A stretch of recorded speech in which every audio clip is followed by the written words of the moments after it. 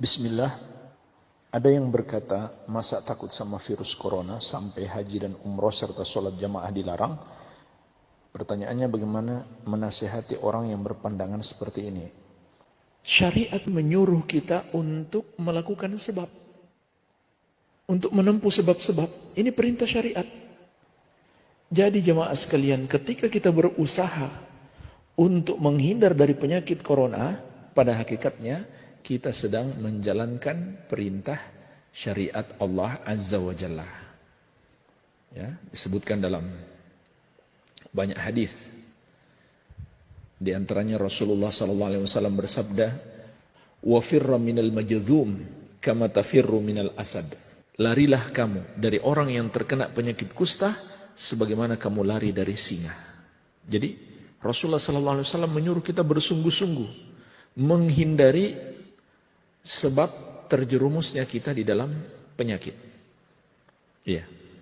Bahkan Nabi SAW memerintahkan untuk lockdown. Beliau bersabda, "Idza sami'tum bihi bi ardin fala taqdamu alaih."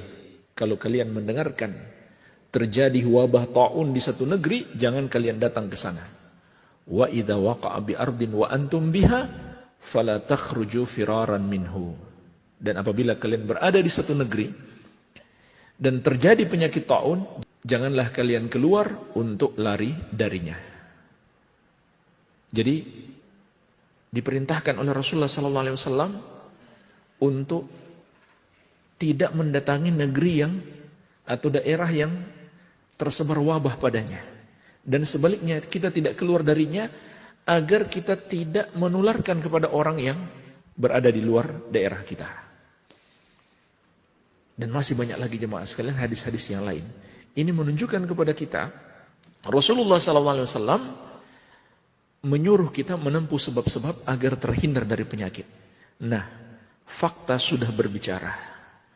Ketika kita berkumpul-kumpul atau berdekatan dengan orang yang memiliki virus corona, kita akan tertular.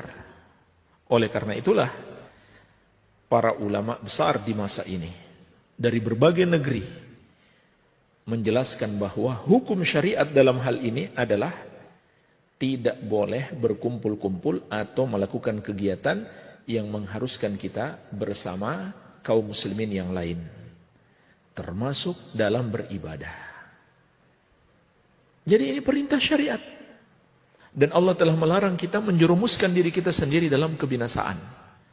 Wala taqtulu anfusakum, jangan kalian membunuh dirimu sendiri. Wala tulqu biaidikum ila tahlukah, jangan kalian menjerumuskan diri kalian dalam kebinasaan. Begitu pula kita dilarang membahayakan orang lain. Apalagi jemaah sekalian, penyakit corona ini kita mungkin nggak tahu kita sudah tertular karena daya tahan tubuh kita kuat sehingga tidak memberikan pengaruh. Tetapi kita bisa saja menularkan kepada orang lain.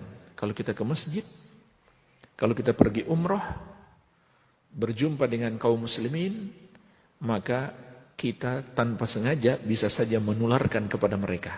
Padahal Nabi SAW telah melarang, la darar wa la dirar. Tidak boleh menimpakan bahaya dan tidak boleh membalas saling menimpakan bahaya. Jadi dilarang oleh Rasulullah SAW. Iya. Jadi syariat yang menyuruh kita untuk tinggal di rumah dan melarang kita pergi ke masjid atau pergi umroh atau dengan kata lain berkumpul bersama kaum muslimin sehingga membahayakan diri kita atau membahayakan mereka. Maka syariat yang menyuruh kita untuk melakukannya. Iya. Oleh karenanya jemaah sekalian, ketika safar yang sangat berat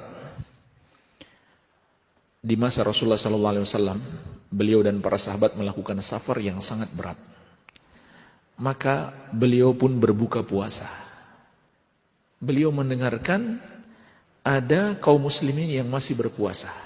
Kata beliau SAW, mereka itu adalah orang yang bermaksiat, mereka itu adalah orang yang bermaksiat. Subhanallah, padahal mereka berpuasa loh.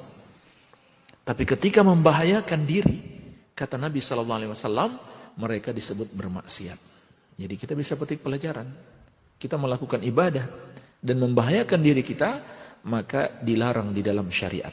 Apalagi membahayakan orang lain, ya dosanya lebih besar lagi. Dan walhamdulillah syariat memberi kemudahan kepada kita.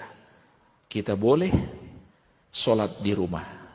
Dan kalau kita nggak bisa haji atau umroh, maka jika kita punya niat yang kuat, kita tetap dapat pahalanya.